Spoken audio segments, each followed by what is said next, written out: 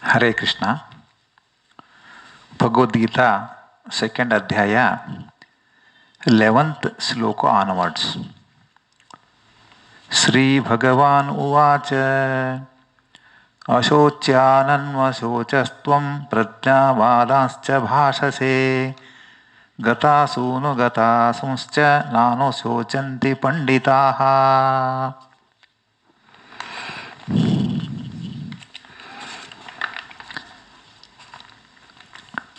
Learned people, the scholars, do not grieve over those who are going to die, just like as they do not grieve over those who are living in front of them.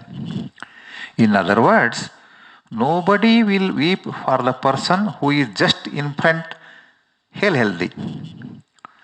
Like that, the learned person will not grieve for the person who is dying in front. The wise lament neither for the living nor for the dead. Lord Sri Krishna is not accepting the thoughts of Arjuna in this regard. He calls the Arjuna saying as childish, prajnavada. One who speaks whatever is coming to his mind without thinking, without applying the brain, that is prajnavada. It is also the words which are not acceptable to the wise. Prajnavada means the words against wisdom. Some says prajnavada is words of wisdom. No. Sri Madhva Acharya has said words are against the wisdom, prajnavada. Sri Jayatirtha, Sri Raghavendra Swami and Sri Satyadhyana Tirtha has interpreted like this. Natve vaham jatu nasam natvam neme janadhipaha nachaiva na bhavishyamaha sarve vayamatah param. There is no time when neither me, yourself, nor all these kings did not exist. In future also there will be no time when any of us will cease to be. In all the three times, past, present and future, we all be there. The Lord, Supreme Being and all the infinite number of souls which are existing since time immemorable, infinitely back, they are all existing now and they will exist so, continue to exist in future as well. All the souls are eternal. All the infinite number of souls are eternal, but will undergo creation and destruction of their physical bodies till they complete their deeds and till they get salvation, the moksha. The process of physical body creation and destruction will continue for all these infinite number of souls. Whereas the Supreme Lord has a transcendental body, does not experience the creation, modifications, death, etc. He is Satchidananda Rupi. Satchidananda body is for the Lord. Dehi nosmin yatha dehe komaram yavvanam jara tatha dehantara prapti tirastatra namuhyati. We find every soul after obtaining physical body, every soul will passes through childhood, youth and old age as time passes. After old age, his physical body dies, that is perishes.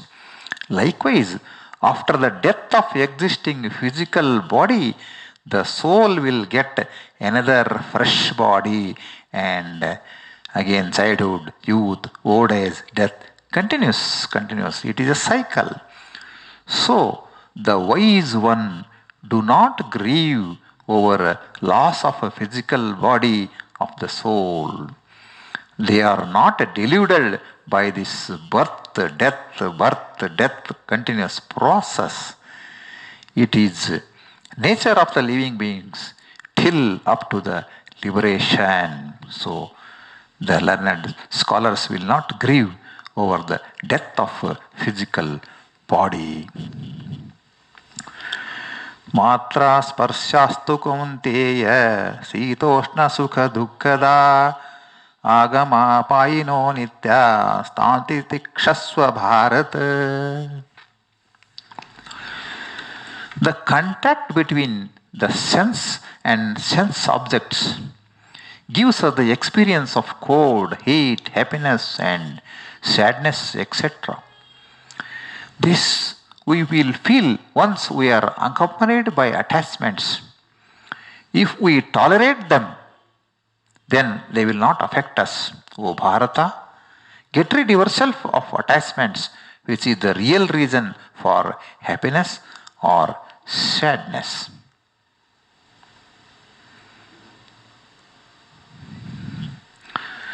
Same cool wind provide pleasure in summer and give distress during winter. It is because we have attachment between sense and sense objects. We have to control it by practice. We have to tolerate it. Then the effect will be minimal on our body. Suppose we purchase a washing machine. Then we have attachment with it.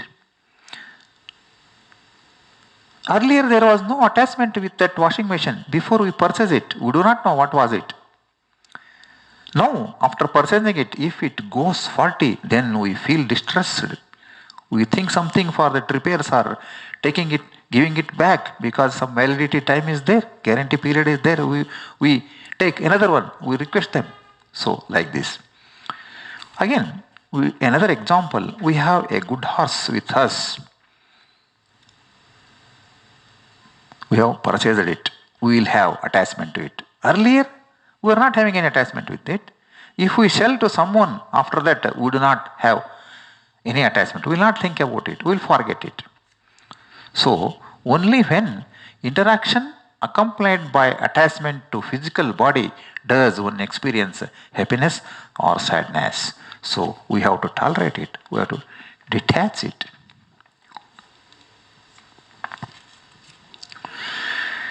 Yam hina vythayante te purusham purusharshava sama dukkha sukham dhiram somrutattvaya kalpate. O Arjuna, superiors among men, the noblest among men, who is equipoised, that remains steady in happiness or sadness caused due to attachment to sense organs and sense objects, is indeed eligible for liberation. He is the great person who tolerates, who remains steady for that attachments.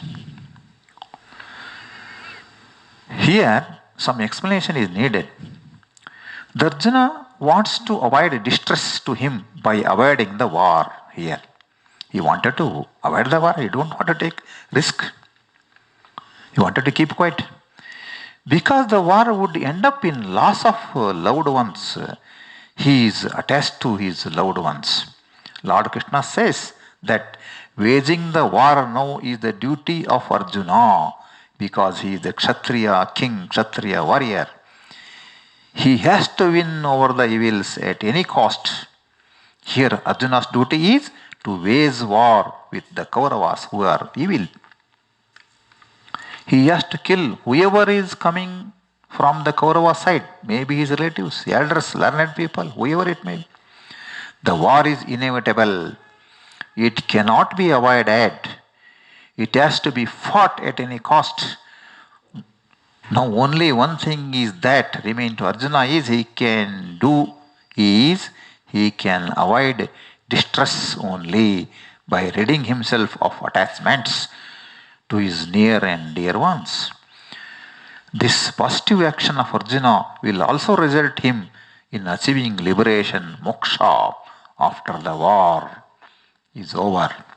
So he has to detach himself from all type of attachments and perform his duties, fixed duties, his duties.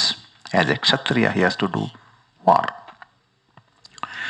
Na sato vidyate bhavo, na bhavo vidyate sataha, ubhayorapi drashtosta stvanayos This is a wonderful sloka. No good result comes out of bad deeds. And also, there will be no bad result from good deeds. If we perform good deeds, we will get good results. If we perform bad deeds, we will get bad result. The learned seers who have realized the God are sure of these two nature facts. This is a wonderful nature fact. Asataha, bad deed. Abhavaha, misery, the destruction.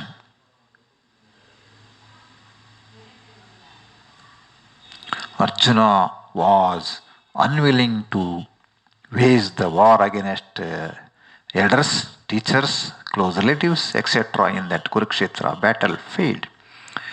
He expressed his concern that he will get sins by killing them.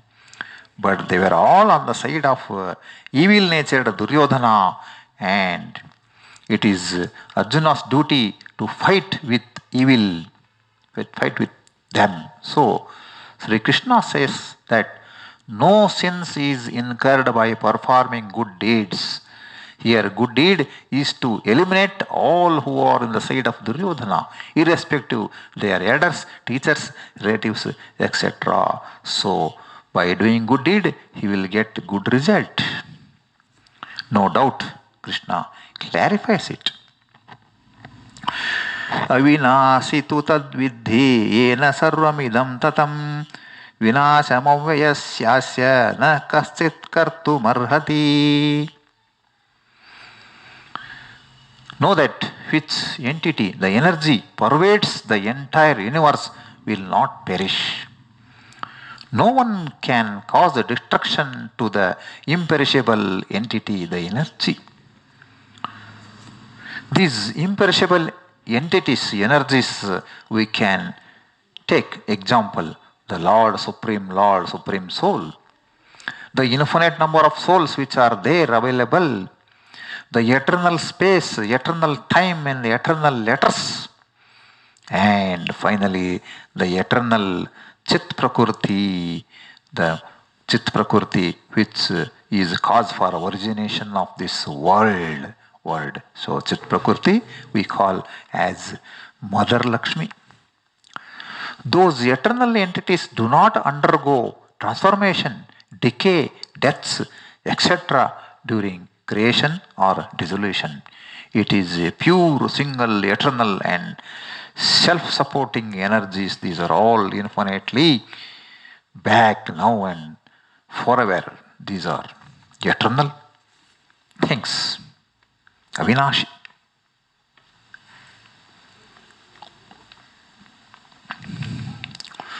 Antavanta ime deha nitya sukta sharirinaha anasino prameyasya tasyad yuddhasva bharata. O Bharata, O Arjuna, it is sure that eternal soul's visible physical body is perishable. What are all the souls? Now what we find? These all living beings, the kings, what are in this war field. Their soul is eternal, but the physical body which is perishable. Definitely it is perishable. All the infinite souls are no doubt eternal. The souls within the body, within the physical body, is no doubt it is eternal. The Lord Almighty, the Supreme Lord, Supreme God soul is also imperishable. He is not subjected to four way of destruction. So, he is also eternal and these infinite number of souls are also eternal. Both are not perishable, but there is a difference. The Lord Almighty and all the souls. Hence, O Arjuna, fight this war as worship to the Lord, to the Aprameya. The Lord is also eternal and infinite souls are also eternal. But Lord is super soul. He is free from four types of bondages, miseries, defects, destructions, chaturvida nasha, of body, of soul, of attributes, and of happiness. Lord's body is transcendental, infinitely blissful, Satchidananda Rupi body. He is super soul with infinite power. He is dwelling on the hearts of all the infinite souls. His attributes are infinite and eternal, pure attributes. His happiness is infinite and eternal, whereas souls are also eternal. But their soul it has got limited power. Attributes very limited. Happiness also limited to that extent. Even liberated souls also, even the souls after liberation also, they have got happiness full to their extent, to that extent. A small barrel of water, it is full. But whereas a tank is full, but tank has got more water, like that. So now Lord is full of ocean, and soul is a small, teeny thing.